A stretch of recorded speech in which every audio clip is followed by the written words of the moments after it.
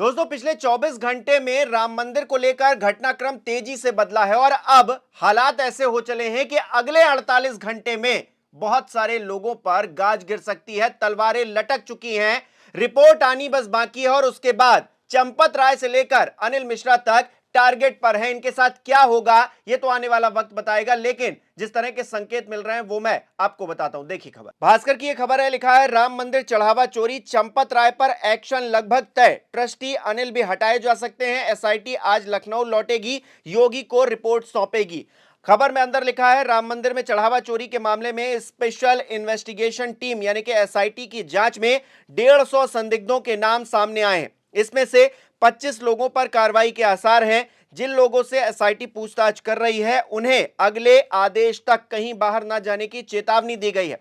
शनिवार को छठे दिन की जांच पूरी कर एसआईटी लखनऊ लौटेगी। माना जा रहा है कि सोमवार को सीएम योगी को जांच रिपोर्ट सौंपी जाएगी। सूत्रों के मुताबिक ट्रस्ट के महासचिव चंपत राय और ट्रस्टी डॉक्टर अनिल मिश्र पर कार्रवाई लगभग तय मानी जा रही है। दोनों को पद से हटाया जा सकता है। तो चंपत राय और अनिल मिश्र अभी तक अपने पद पर बने हुए हैं, इनको हटाया जा सकता है, लेकिन क्या हटा देना ही इंसाफ होगा? जिस तरह से रामलला के दरबार में उनके लिए चढ़ावा पहुंचा लेकिन इन्होंने उसमें घपलेबाजी की या फिर घपलेबाजी देखकर अपनी आंखें बंद रखी, क्या यह अपराध नहीं? और इस अपराध की क्या सजा सिर्फ इतनी मिलेगी कि इन्हें पद से हटाया जाएगा, या फिर शुरुआत से जिस चीज की मांग की जा रही है, तमाम तहरीरें पहुंच चुकी हैं, तमाम शिकायतें पहुंच चुकी हैं थाने में, लेकिन अभी तक एक भी एफआईआर दर्ज नहीं की गई है, क्या इन्हें सख्त से सख्त सजा नहीं दी जानी चाहिए? इनको जेल नहीं जाना चाहिए क्या?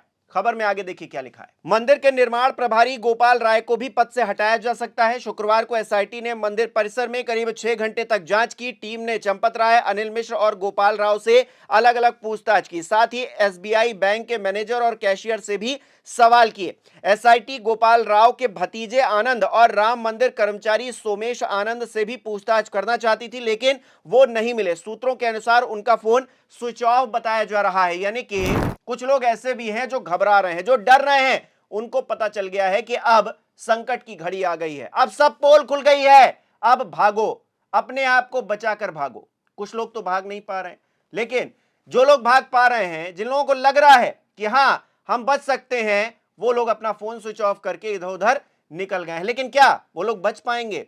क्योंकि रामलला के मंदिर में इस तरह का अगर पाप किया गया है तो इसका परिणाम उन्हें भुगतना जरूर पड़ेगा, और किस रूप में भुगतना पड़ेगा यह आने वाला वक्त बताएगा। लेकिन पोल तो खुल गई दोस्तों। अखिलेश यादव को टारगेट किया जा रहा था कि अखिलेश यादव तो राम विरोधी हैं, राम मंदिर में कभी गए नहीं, वहां 1 रुपए का चंदा नहीं दिया, और सवाल उठा रहे हैं, चोरी का इल्जाम लगा रहे हैं, ये तो महापापी हैं।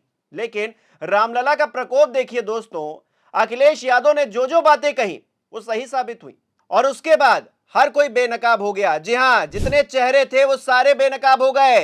जिस तरह से नृपेंद्र मिश्रा इंटरव्यू में कह रहे हैं डाका डाला गया है, यही नृपेंद्र मिश्रा पहले क्या कह रहे थे, मैं तो निर्माण कार्य से जुड़ा हूं, मुझे इस बारे में कोई जानकारी नहीं है, मेरा जो काम है सो काम है। लेकिन अब इंटरव्यू दर इंटरव्यू दिए जा रहे हैं, पता नहीं किसके इशारे पर, पीएमओ के खास रहे हैं, काम किया है मोदी जी के साथ में, तो हो सकता है उन्हीं का इशारा रहा हो कि इंटरव्यू दर इंटरव्यू दे रहे हैं नेशनल चैनल्स पर, और अब तो खुलकर कह रहे हैं कि डाका डाला जा रहा है। जी हां, डाका डाला जा रहा है, ये शब्द नृपेंद्र मिश्रा के हैं। अब डाका डाला गया है तो जिन लोगों ने डाला है उनको सजा मिलनी चाहिए, और क्या सजा मिलेगी? नृपेंद्र मिश्रा ने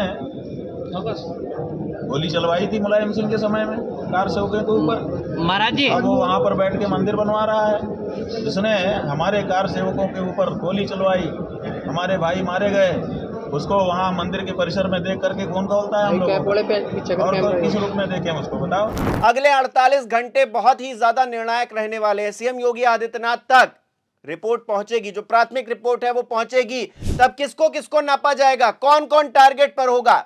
और सवाल सिर्फ चंदा चोरी तक सीमित नहीं है, संजय सिंह और भी बड़ी बात कह रहे हैं, क्योंकि 2021 से जमीन घोटालों का जिक्र भी हो रहा है, सिर्फ चंदा चोरी का जिक्र नहीं है दोस्तों। जमीनों में भी बहुत बड़े बड़े घपले और घोटाले किए गए हैं। 2 करोड़ की जमीन 16 करोड़ की खरीदी जा रही है, 9 करोड़ की जमीन 55 करोड़ की खरीदी जा रही है। ये पैसा कहां जा रहा था, किसकी जेब से जा रहा था, किसका पैसा था, और इतने हाई रेट पर क्यों खरीदा गया? क्योंकि सरकार बगल की जमीन खरीद रही है कम रेट पर, और यहां 25 गुना 30 गुना भारी रेट पर जमीनें खरीदी गई राम मंदिर के लिए। यह कौन सा खरीद फरोख्त चल रहा था, क्या हो रहा था, किसकी नाक के नीचे हो रहा था? संजय सिंह तो एक और मामला लेकर सामने आ गए। उन्होंने बताया कि 117 बिस्वा जमीन जिसकी कीमत 9 करोड़ रुपए थी, चंपत राय गैंग ने 55 करोड़ 47 लाख रुपए में आलोक बंसल से खरीदी। हैरान करने वाली बात यह है कि इससे पहले के गांव बरहेटा में सरकार ने किसानों से 4,40,000 रुपए में जमीन खरीदी, जबकि चंपत ने ट्रस्ट के लिए 47 लाख रुपए प्रति बिस्वा में जमीन खरीदी। आखिरकार ये पैसा कहां गया और किसने यूज किया, किसने इस्तेमाल किया? अब देखिए, घोटाला घपला तो हुआ है, खुलकर हुआ है और लोग बोल भी रहे हैं। करणी सेना के अध्यक्ष ने भी सीधे तौर पर कह दिया है कि यह घोटाला हुआ है, जांच होनी चाहिए। और इस तरह के तमाम लोग जो आस्था रखते हैं, सनातनी हैं, राम में विश्वास रखते हैं, वो सब आहत हैं, सबकी आस्था आहत है। अब योगी आदित्यनाथ मंच पर खड़े होकर कह दें ये बात कि भाई आस्था को ठेस नहीं पहुंचनी चाहिए, कोई ऐसा बयान नहीं देना चाहिए, तो इससे क्या होगा? बदनामी नहीं होनी चाहिए। बदनामी करने वालों को आप पकड़ नहीं पाए।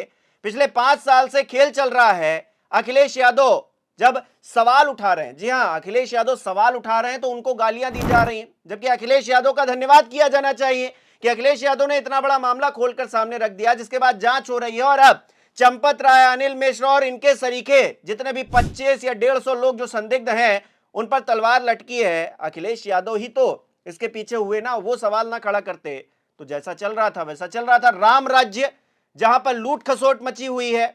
हम लोगों ने ट्रस्ट के अनुरोध पर एसआईटी जांच बिठाई है और मैं उन्हें इस बात के लिए कह सकता हूं कि एसआईटी जांच दूध का दूध और पानी का पानी करके रहेगी, उसमें कोई संदेह नहीं। कोई भी ऐसी अनलगढ़ टिप्पणी और बातें न हो जो राम भक्तों की भावनाओं को आहत करती हो,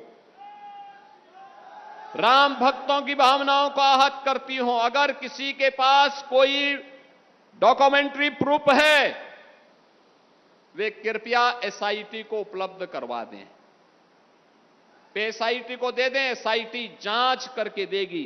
तो एक तरफ सीएम योगी आदित्यनाथ कह रहे हैं दूध का दूध और पानी का पानी हो जाना चाहिए, तो दूसरी तरफ तंज भरे लहजे में अखिलेश यादव कह रहे हैं कि सोना सोना और चांदी चांदी हो जानी चाहिए। देखिए ट्वीट। आज के भाषण में बयान कम धमकी अधिक क्यों थी? आज का कार्यक्रम अचानक बना था या जिस दिन एसआईटी बनी थी उसी दिन? सूत्र ये क्यों कह रहे हैं कि स्थानीय भाजपाई विधायकों और पदाधिकारियों के कहने पर यह कार्यक्रम अचानक तय किया गया जिससे कि भाजपा की राजनीतिक जमीन बचाई जा सके? नहीं तो अयोध्या मंडल ही नहीं, पूरे उत्तर प्रदेश में भाजपा का सुपड़ा साफ होना तय। भौतिक रूप से भ्रमण कर उस एसआईटी के काम को प्रभावित करने की कोशिश न की जाए जो पहले से ही विवादास्पद सदस्यों और कलंकित छवि के कारण शंकाओं के घेरे में है। आज वही चेहरा उतरा हुआ क्यों था? आवाज को तो जानबूझकर ऊंची करने का प्रयास पूरा था, लेकिन आत्मविश्वास शून्य क्यों था? इस बार अपने खास लोगों से मिले क्यों नहीं? जनता कह रही है दूध का दूध पानी का पानी नहीं, सोने का सोना चांदी का चांदी करें। चढ़ाए गए पैसों, अनमोल शिलाओं के अलावा बहुमूल्य धातुओं और जेवरों का भी हिसाब देना ही पड़ेगा। ये बात अखिलेश यादव कह रहे हैं और खुलकर कह रहे हैं। इस बात में उनको कोई संकोच नहीं। और अखिलेश यादव ने जो बात कही वो सच भी तो साबित हुई ना। राम मंदिर में घपला घोटाला हुआ ही, और इसी वजह से तो अब वहां पर रिकवरी भी हुई है। चढ़ावा चोरी मामले में 5 लोगों लवकुश, अवनीश, अनुकल्प, करुणे और रामशंकर उर्फ टिन्नू की निशानदेही पर अब तक 2 करोड़ रुपए की रिकवरी की गई है। ये सभी मंदिर में दान राशि की गिनती की ड्यूटी से जुड़े हुए थे।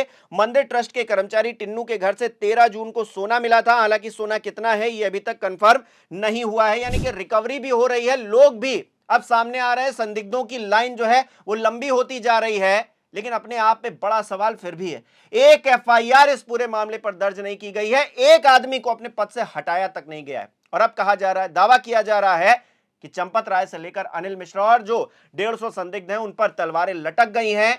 अगले 48 घंटे में कोई बड़ा एक्शन हो सकता है। तो आपको क्या उम्मीद है? राम मंदिर में जिसने भी चोरी किया, घपला किया, घोटाला किया, उसको सजा मिलेगी? क्योंकि कृष्ण जन्मभूमि में सवाल उठाने वाले पर ही एफआईआर हो गई है। अपने आप में यह मामला भी हमारे सामने है दोस्तों। ऐसे में उम्मीद की किरण तो है, लेकिन बहुत सारे मामले ऐसे भी हुए हैं उत्तर प्रदेश में, इसी योगी सरकार में, जो अपने आप में यह दिखाते हैं कि न्याय मिलता नहीं है। न्याय के नाम पर सिर्फ राजनीतिक तमाशा होता है और उसके बाद मामलों को दबा दिया जाता है। आपको क्या लग रहा है? अपने राय जो है कमेंट बॉक्स में जरूर बताइएगा। इस वीडियो को लाइक करना, शेयर करना मत भूलिएगा। हमारे चैनल को सब्सक्राइब नहीं किया तो वो भी जरूर कीजिएगा। आप हमें सहयोग भी कर सकते हैं ज्वाइन बटन पर क्लिक करके। बहुत बहुत धन्यवाद।